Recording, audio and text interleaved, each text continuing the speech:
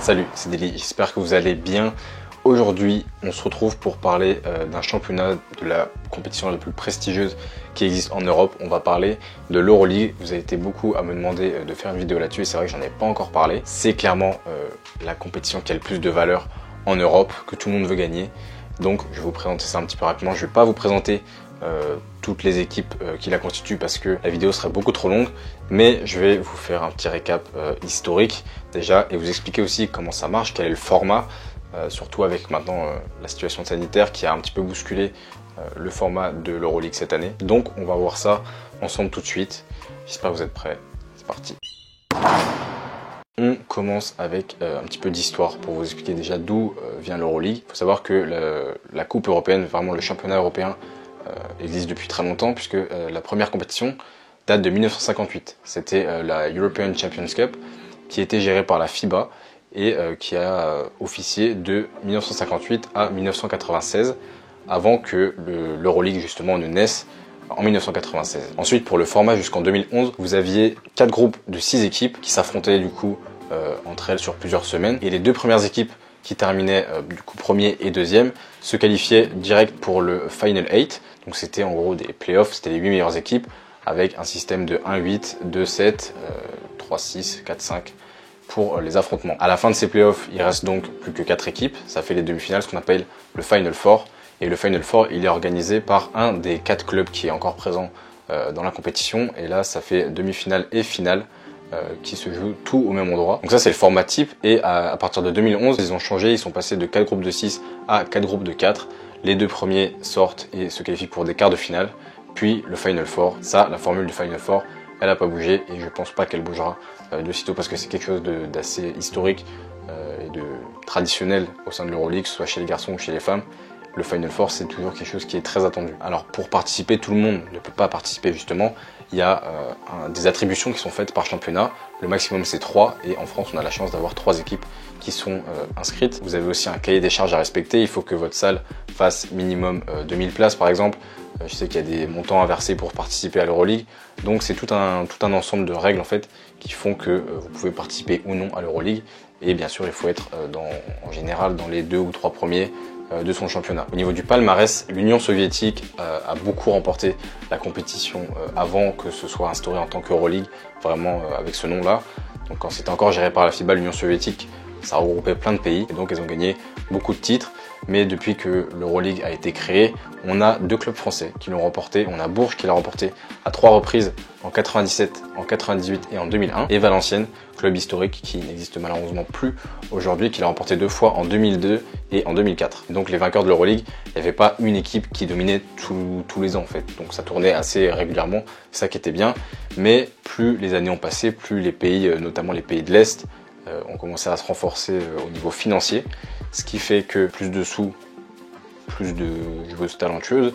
Et qui dit joueuse talentueuse dit WNBA. Voilà, donc vous vous retrouvez avec des équipes, je pense notamment aux équipes russes, aux équipes tchèques, qui se sont retrouvées sur les 6 dernières saisons d'Euroleague à gagner 5 compétitions partagées entre la Russie et la République tchèque, si vous voulez.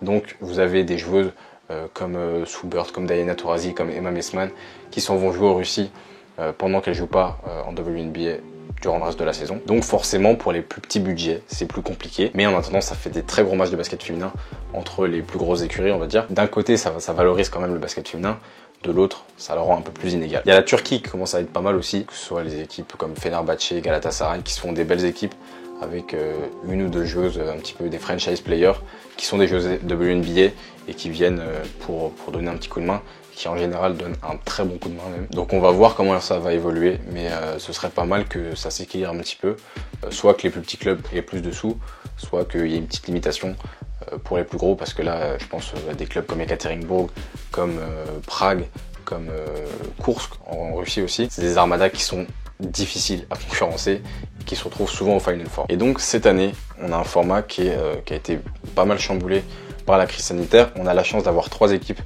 qui sont en lice dans la compétition. On a le club de Bourges, on a LDLC Asvel féminin et on a le club de Basketland qui dispute pour la première fois de son histoire l'Euroleague suite au retrait du club de Montpellier qui aurait dû normalement jouer l'Euroleague mais qui s'est retiré pour des raisons liées aussi à la crise sanitaire. Là où ça a tout bouleversé, c'est que le format que je vous expliquais au début avec les 4 poules, eh bien normalement c'était des matchs qui se jouaient sur plusieurs semaines avec des déplacements, c'était une phase aller-retour entre les équipes qui voyageaient. Là ils ont décidé de se mettre à la mode des bulles sanitaires, puisque vous savez qu'en NBA ils ont fait une bulle, en WNBA ils ont fait une bulle, et donc l'Euroleague ils ont fait ce qu'on appelle des hubs, donc c'est des bulles sanitaires qui sont espacées juste dans le temps. Une bulle sanitaire, pour ceux qui ne savent pas, c'est juste un endroit où se regrouper toutes les équipes, et elles ne sortent pas de cet endroit, elles sont vraiment confinées juste entre elles, et elles sortent juste pour aller jouer les matchs.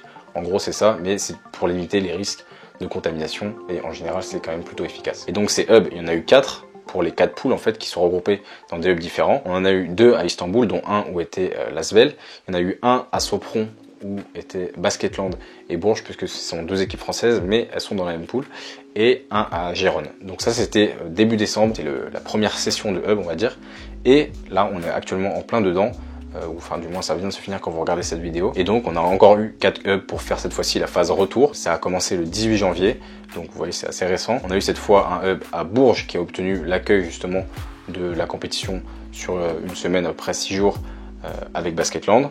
On a eu un hub à Schio en Italie, un hub à Prague où est l'Asvel, et un hub à Salamanque en Espagne. Donc ces hubs d'un côté c'est bien parce que ça permet que la compétition se joue tout simplement, puisque normalement vu que c'est des déplacements, ça entraîne des risques aussi de contamination, donc c'est pas plus mal, et tout le monde se rencontre dans l'espace de 5-6 jours. Alors certes ça fait des rythmes assez chargés et costauds pour les équipes, mais au moins ça permet de jouer, et on peut voir des beaux matchs. Une fois que les hubs sont finis, après on reprend le format de base, ça fait des quarts de finale. Je sais pas comment ils vont les organiser encore, je pense que ça se fera sur des déplacements, mais je ne sais pas encore, rien n'a été communiqué là-dessus. Et ensuite on aura le Final Four qui sera sûrement à huis clos, je pense, vu la tournure des choses, et qui sera organisé par un des participants du Final Four. Espérons qu'un des clubs français puisse aller au Final Four et puisse récupérer l'accueil du Final Four, puisqu'il faut avoir une capacité de minimum 4000 places il me semble, mais il y a la salle de Bourges qui peut largement accueillir le Final Four, et l'Asvel qui pourrait accueillir le Final Four à l'Astrobal chez les garçons, en fait, dans la salle des garçons. Donc, malgré tout, de jouer à domicile, enfin avec les repères, ça donne un petit avantage en tout cas,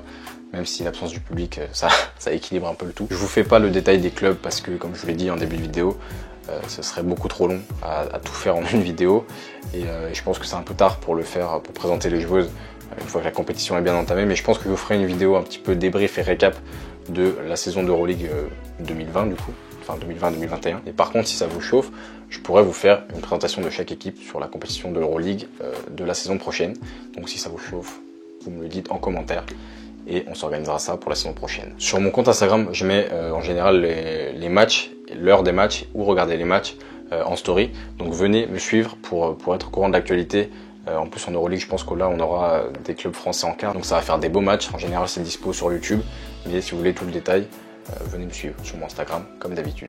En tout cas, voilà une petite vidéo pour vous expliquer un petit peu le format de l'Euroleague, comment ça fonctionne pour ceux qui ne savent pas. J'espère que la vidéo vous a plu et que vous allez regarder l'Euroleague, parce que c'est le summum du basket européen. C'est vraiment les meilleurs matchs qui se jouent avec des très grosses équipes, des très grosses joueuses qui s'affrontent.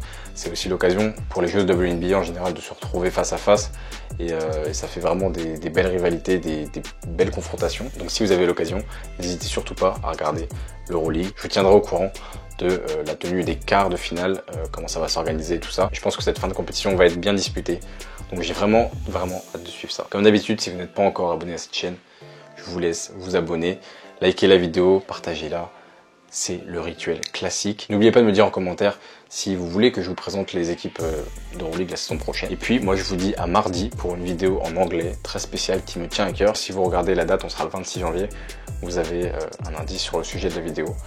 Mais voilà, en tout cas rendez-vous mardi à 18 h pour la prochaine vidéo. C'était Daily, j'espère que vous avez kiffé. Ciao.